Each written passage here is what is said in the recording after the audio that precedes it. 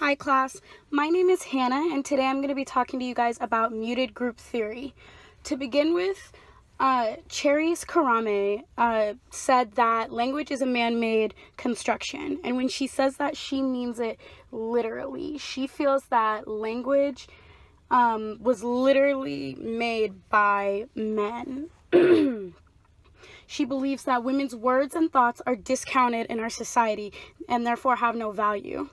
She says that when women try to overcome inequity, the masculine control of communication places them at a disadvantage in our society.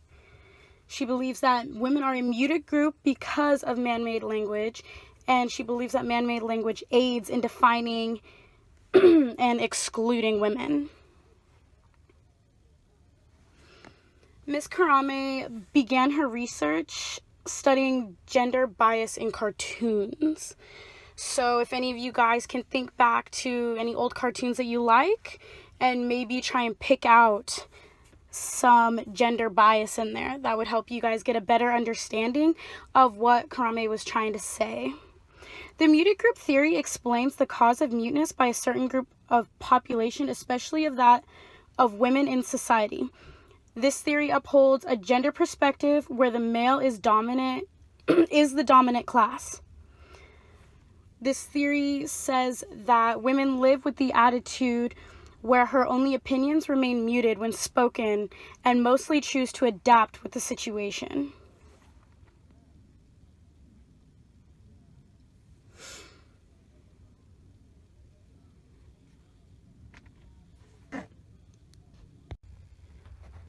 Next, we'll be talking about black holes and someone else's universe. One of the first people to study this was Edwin Ardinger. He proposed that women were a muted group. When he says that, he refers to them as black holes. He claims that muted groups are black holes because they are overlooked, muffled, and rendered as invisible. Ardinger argues that a key issue with this is whether people can say what they want to say, where they want to say it, and how they want to say that. Or are they going to have to recode thoughts to make them understood in a public domain? So if we were to relate this back to muted group theory, it would look like, are women able to say what they want to say, how they want to say it, and where they want to say it? Or do they have to step back and change their language because of the hierarchy that we have in society where we put men above women? They argue that the public-private distinction in language exaggerates gender differences. It poses separate sexual spheres of activity and devalues private communication. So instead of having actual meaningful conversations, it's just a power struggle between men and women. However, women are at the bottom of the pyramid. Next, we'll be talking about the masculine power to name experience. Now, before we get started, think about what masculine power means to you. Does that mean someone who's physically strong, someone who's smart, someone who's in power, has a lot of money? What does masculine power mean to you? Karame says that her basic assumption is that women perceive the world differently from men because of women and men's different experiences and activities rooted in the division of labor. For an example, that's women who work more hours than men yet make less than them in any aspect. So that could be in the business world. Since I'm a track athlete, I see that all the time in my sport. I see women who bust their butt, break records, win medals, and they still make less than men. Karame argues that because of their political dominance, men's system of perception is dominant, impeding the free expression of women's alternative models of the world. Men's control of the dominant mode of expression has produced a vast stock of derogatory gender-specific terms to refer to women talking. This is another thing you can think about. How many of you have heard you fight like a girl, or you're a sissy, or something along those lines. A derogatory term to make you feel that being a girl is less than being a man. In the daily workplace, women can be discouraged from speaking or completely shut out of a conversation just because of the fact that they are women. This is not something that is new, it has been happening throughout all of history. When this happens, men are known as gatekeepers that control who talks during a conversation and what is talked about during that conversation. This is something that has been happening for a long time and has not been addressed. Conversations have been closed-circuited and completely discourage women from joining. Women are made to feel as though their opinion does not matter and they'd be better off to just avoid the conversation completely. Although the reason for this is not known, the most probable reason is for men to control the conversation so that they feel a sense of power and do not feel as though their power is being taken away from by a group of people that they feel is not as significant as them. Unfortunately, in today's workplace, women are required to more or less translate what they want to say into a man's point of view. This requires a woman to learn how men speak to each other in order to have their opinion heard or valued. It is unfortunate that a woman has to mask her feelings and opinions in order to be valued by the male-dominated society that we live in.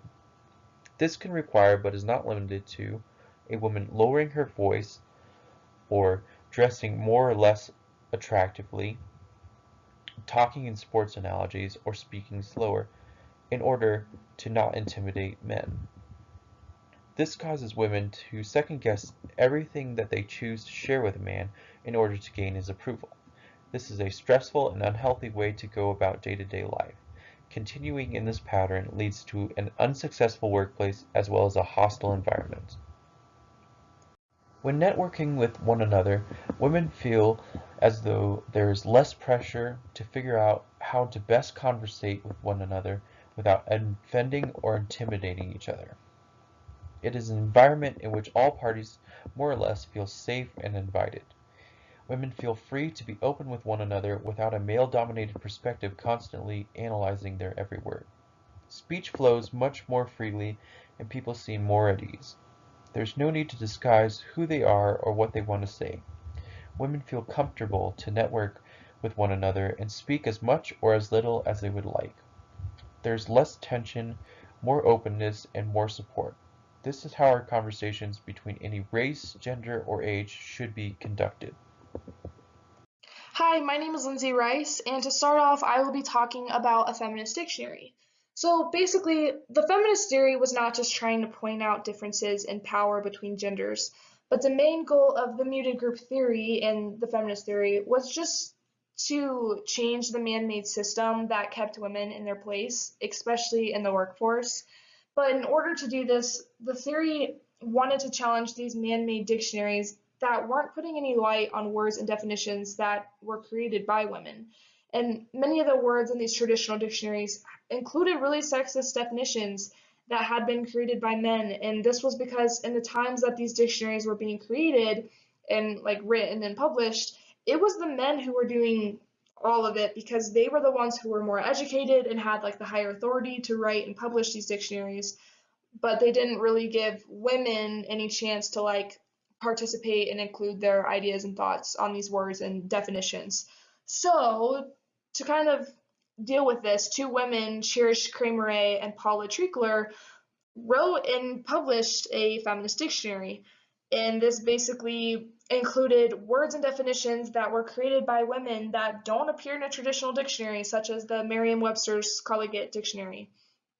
And they even chose words that had been published in these traditional dictionaries, but they just gave them different definitions that kind of they felt were more appropriate for like a female's perspective.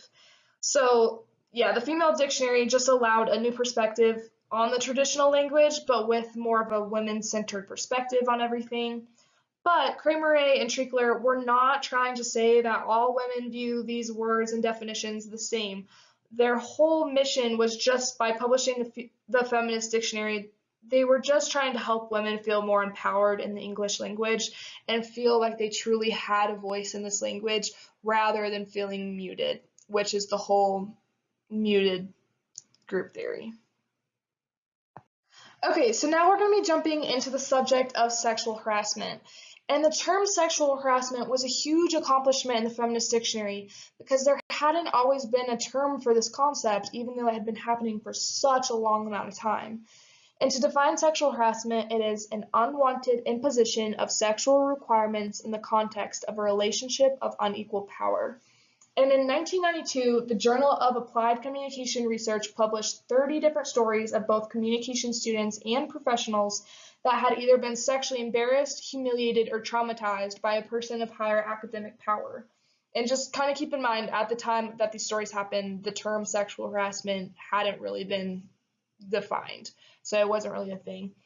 But anyways, 28 of these stories came from women and 2 came from men. So I did just want to clarify that although the statistics are a lot higher for women to be the victims of sexual harassment, it does happen to men too. So throughout this whole chapter, they kind of talk about women being the victim, but I just wanted to clarify, like, even though I might talk about women being the victim, it does happen to both genders. I just wanted to clarify that.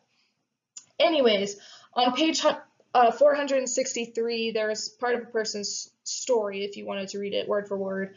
But basically, in their situation and in their story, they continue to mention how while they were talking to like their male professor, they were making claims on how they really felt uncomfortable being so friendly with him and how friendly he was being towards them. But the professor continually made them to feel inferior by saying that they were just overthinking everything and like, oh, what I'm doing is fine. It's just like Southern hospitality. Like, I'm just being nice. This is just who I am. And every time they brought it up, he would kind of just shut them down and be like, stop, like, you're overthinking. And it made this victim feel very like invalid. And it was a repeated cycle that continued to happen of just the professor validating what he was doing was okay and not really listening to the other person's side. And they state, no matter what I said, he had a response that defined my feelings as inappropriate. And muted group theory explains this woman's confusion and lack of power because it was an equal struggle of both language and sexual conduct. Because they believe if she had the term for sexual harassment, this might not have happened and this cycle wouldn't have continued. If she would just be like, look, you're sexually harassing me, it would have had a stronger effect than using other terms like, oh, I'm just uncomfortable with how nice you're being. And so they found that the same type of situation occurs with date rape as well, which is defined as unwanted sexual activity with an acquaintance, friend, or romantic partner. And they talk about these myths that like guys expect sex on the first date or like women who dress a certain way are asking for it, which causes a lot of confusion in cases of rape because there's this confusion on what sexual consent actually looks like. So for men, if they're on their first date and they believe these myths like, oh, it's our first date, like we're gonna have sex, or oh, look at that girl, she's wearing this type of outfit, which means she wants to have sex, he takes that as having sexual consent. But for the girl, you know, she probably thinks like yes means yes, no means no. She wants like that verbal communication. So for the girl to want verbal and the guy to just see something and expect it or think this is the first date, so it's going to happen, there's a completely blurred confusion of what the sexual consent means for both partners, which leads to lots of complications and date rape and all sorts of things. So the lack of clarity makes the victim feel confused and uncertain about what happened. And they found that both the males and females in these situations both blame the victim for not being more clear. They say that they should have done more to protect themselves, but nobody knows what like doing more or like doing enough to protect themselves actually implies. And this whole concept just favors men and mutes women before, during, and after rape because they're saying the men were just doing what they wanted. The women should have clarified or done more to show that she didn't want to have sex, which is just messed up in itself.